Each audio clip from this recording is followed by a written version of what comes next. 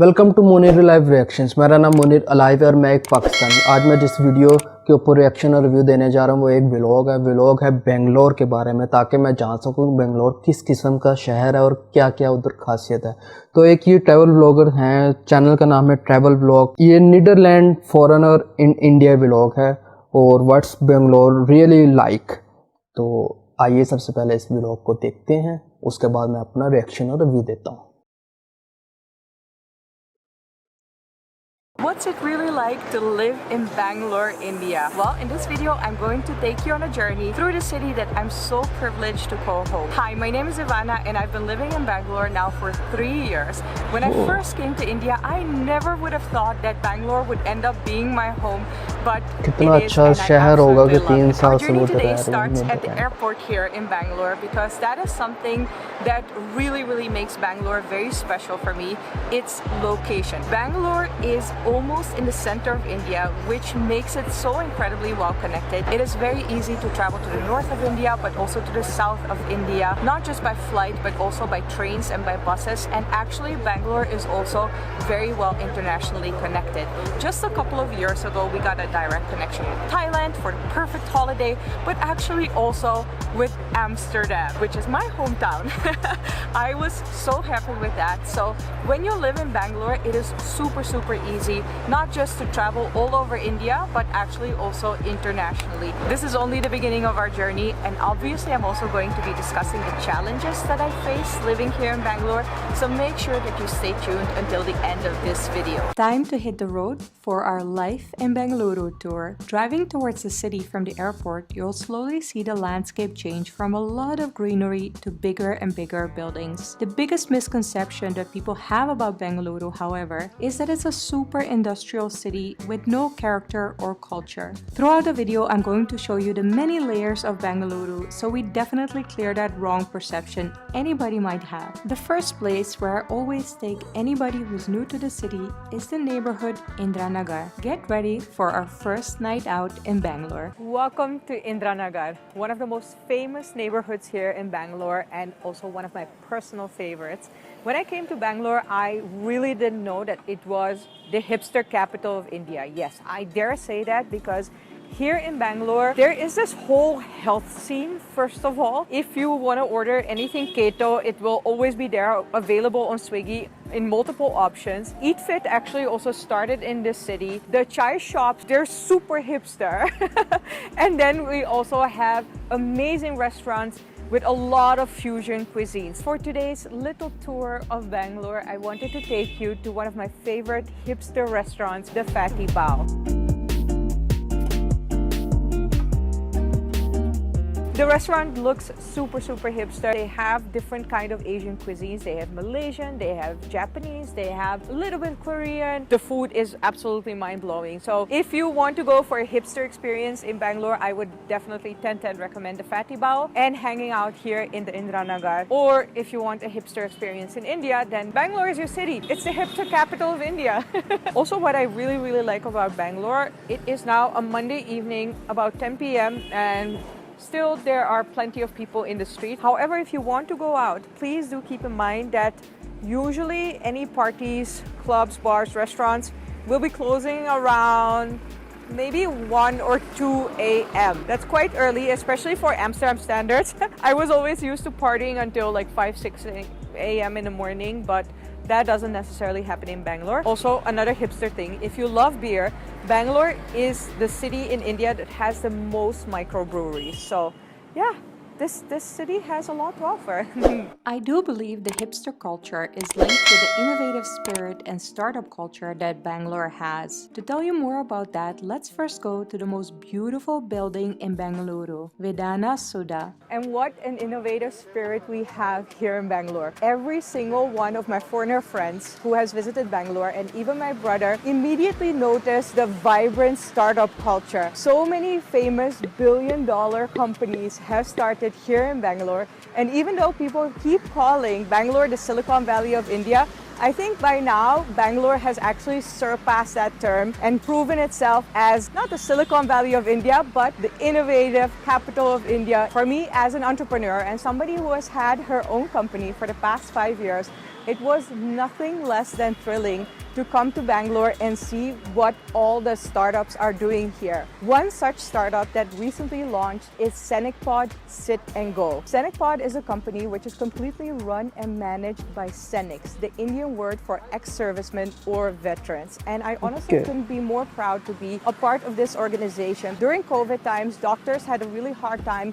going back and forth between their homes and the hospitals. And Scenics, so Indian veterans, actually managed that they were stress-free and safe during these challenging times. Now ScenicPod has also launched ScenicPod Sit and Go, which has a 3-step safety protocol. Every single driver of the new initiative, ScenicPod Sit and Go, is trained by Indian ex-servicemen. The cars are all tracked and monitored in the Scenic control room, and the drivers actually also wear gloves next to a face mask, but they also have these beautiful formal uniforms. And of course, there is a shield in the car to make sure everything is according to the highest hygiene standards. But this is only the first step of the 3-step safety protocol, because for the first time in India, there is a completely electric fleet launching, which is available for consumers. Every single car in the ScenicPod Sit and Go fully fleet electric is cars. fully electric, which means that while transferring here in Bangalore, it is also safe for the environment. And then the third step of the 3-step safety protocol is that you don't need an app to use this service. There's a huge part of the Indian population which still doesn't have access to a smartphone or even the internet.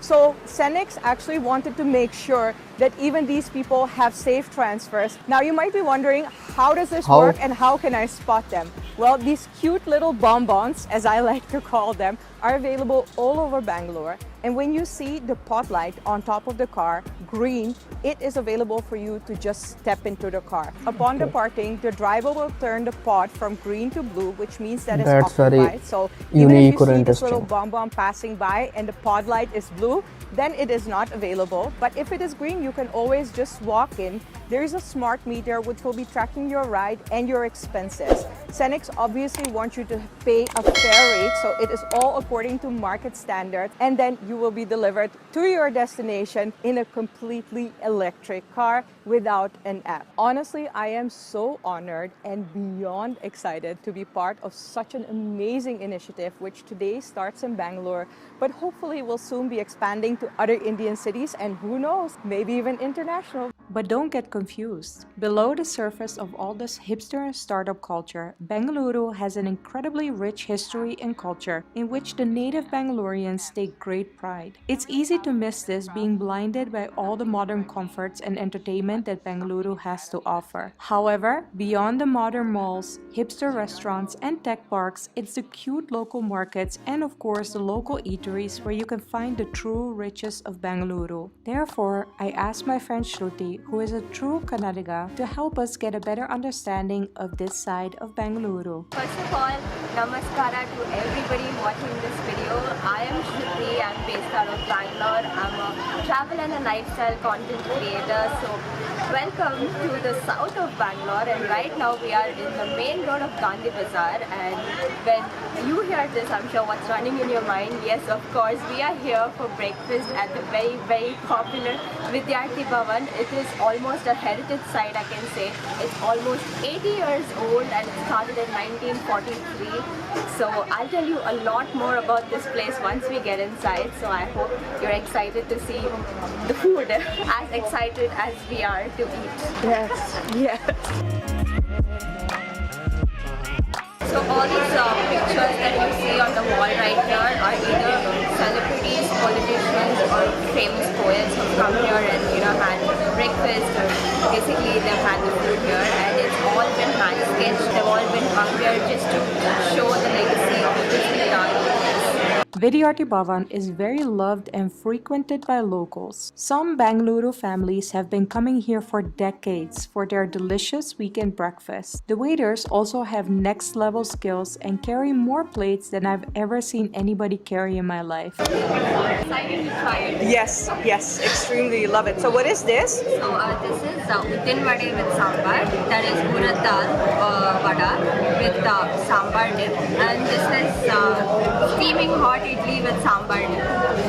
That looks amazing. So if you don't want dip, you can ask him to give it separately with chutney and sambar. The vada and the idli are amazing, but the true gem according to me is the dosa. It's a crispy on the outside and soft on the inside savory crepe which is served with the potato masala. Shruti told me that some people believe the recipe for this has never changed in all this time. One of the reasons why this place is so popular is because people believe that the taste hasn't changed one bit since 1940s. The local language Kannada is something that's very dear to native Bangaloreans. I asked Shruti why this is. I think the emotional attachment that people have towards Kannada here is people are very proud of their language. People are very proud of all the traditions and cultures that we have here.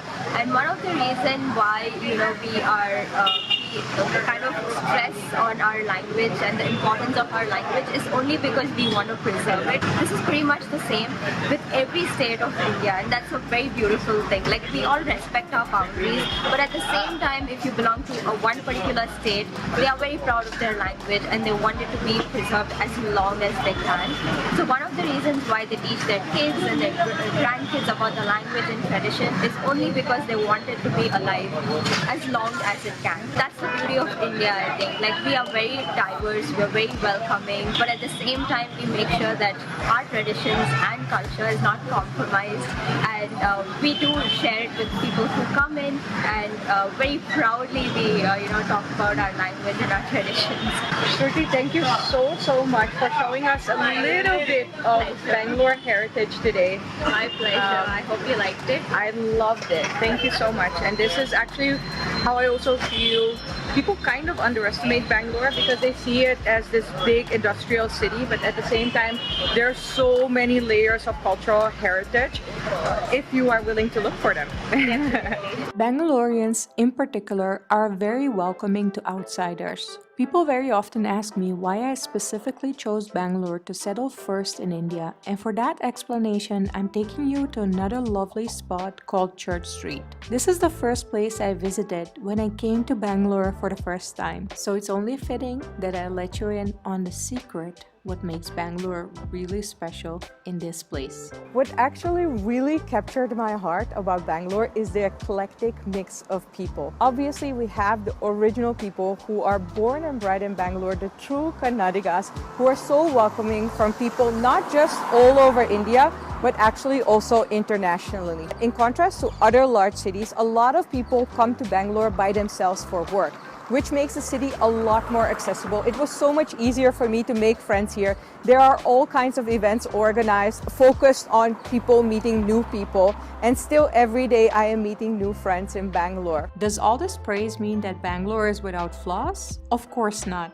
Let me explain to you some of the challenges of living here while we're off to one of my favorite spots in the city. The biggest challenge I have faced here in Bangalore is the traffic. The traffic in Bangalore is actually so bad that it is officially the worst in the world. So I'm not just randomly saying anything. The ways that I have discovered to deal with this is obviously not to go out during peak hours, which are somewhere around like 8 a.m. in the morning until 11 a.m. and in the evening it usually starts from 6 p.m.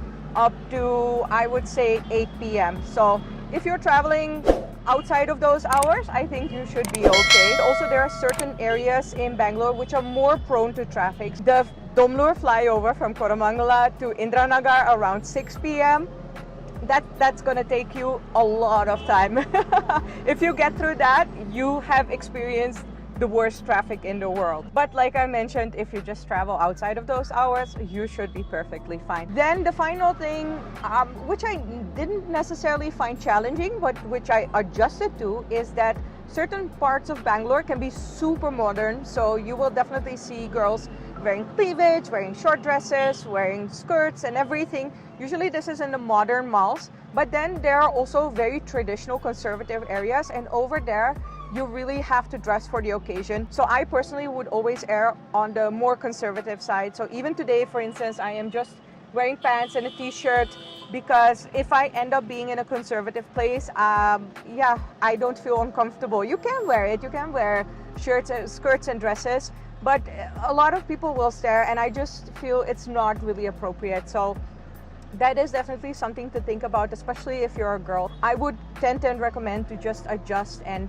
dress for the occasion. Thank you so much for sticking around this far into our tour, because now it's time to reveal the absolute best part about living in Bangalore.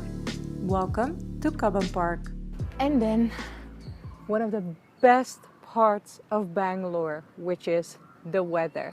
Before I came to Bangalore, I think 99% of the people who had lived in Bangalore or were born and raised here told me the weather is one of the best in the world. Having lived here for 3 years, I can fully support that, because due to its location, Bangalore has a very stable climate, meaning that the weather rarely goes below 24 degrees and rarely goes up more than 35 degrees, which makes living here so incredibly pleasant. My quality of life has improved so much by being able to spend so much time outdoors. Only during the monsoon season will it rain quite a lot of days, one after the other, but that only lasts, let's say, 2 or 3 months, so it's not that big of an issue. And actually, when it becomes a little bit hotter in May, June, the monsoon season is actually very cozy after that. Really, the weather in Bangalore is something else, and it makes life such a huge pleasure here. If you have been to Bangalore, or maybe if you have lived in Bangalore yourself, let me know down in the comments below what you love most about the city and why you would recommend other people to visit this beautiful city. If you enjoyed the video, make sure I think one of the best city in India is Bangalore. इतनी beautiful city है, और इन्होंने इन travel vlogger ने बहुत ही अच्छा explain किया, और हर चीज़ हर angle से बेंगलोर को इन्होंने बनाकर पेश किया। और इवन के मेरा बहुत दिल कर रहा है कि मैं किसी दिन बेंगलोर का विज़िट करूं, और इसलिए हम कहते हैं कि पीस होना चाहिए, रिलेशन अच्छे होने चाहिए, क्योंकि हम पाकिस्तानी और इंडियंस का कल्चर और तमाम चीज़ें शौक भी एक जैसे हैं, तो काफ़ी अच्छा फील होता है एक दूसरे को जानकर और मिलकर। और ऑब्वियसली बेंगलोर कल्चरली बहुत ही अच्छी सिटी है, और उन्होंने अपना कल्चर प्रिजर्व करके रखा हुआ है, इवन कि लैंग्वेज भी और रहन सहन भी। और दूसरी तरफ उन्होंने अपने आप को मॉडर्न भी बनाया, और मॉडर्न लोगों को एक्सेप्ट किया, और इसी तरह इसीलिए मॉडर्न फॉरेनर्स उधर आकर ट्रैवल कर रहे हैं और अच्छे से रह भी रहे हैं, जिस तरह की ये हैं। तो बहुत ही अच्छा ये देखकर फील हुआ कि अगर वो कल्चरली प्रिजर्व भी है, लेकिन उन्होंने मॉडर्न अपने आप को बनाया, और वक्त के साथ साथ अपने आप को जदीद से जदीद बनाते गए। और इस वक्त वो एक किस्म का इंडिया की इकोनॉमी के अंदर एक किस्म का हब सिटी बनी हुई है। तो ये बहुत अच्छा लगा जानकर, और बहुत ही खूबसूरत सिटी है, लेकिन ट्रैफिक बहुत ज़्यादा है। ऑब्वियसली जितनी अच्छी सहूलतें होंगी उस सिटी में, तमाम आवाम और तमाम पब्लिक भी उधर ही आकर रहना पसंद करेगी, तो ऑब्वियसली ट्रैफिक तो भरेगी ही। तो इसके अलावा जाने से पहले, जैसे कि आपको पता है कि मुनीर लाइव रिएक्शंस को आपने सब्सक्राइब करना, बेल आइकन को प्रेस करना, ताकि आने वाली तमाम वीडियोस आपके नोटिफिकेशंस में आपको मौसूल होती रहे।